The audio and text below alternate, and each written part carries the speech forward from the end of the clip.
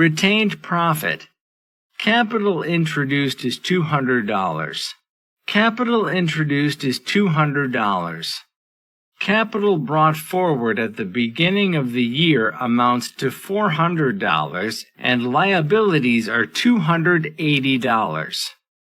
Assets are $360.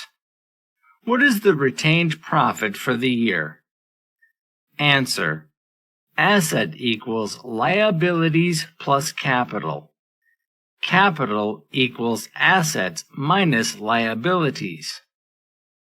Ending capital equals beginning capital plus additional capital plus profit or loss minus drawing.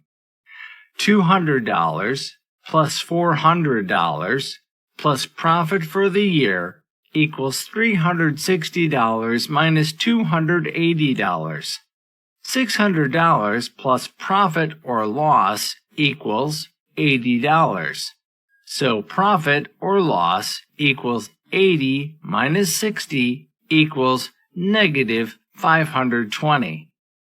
Therefore, the profit for the year is in fact a loss of $520.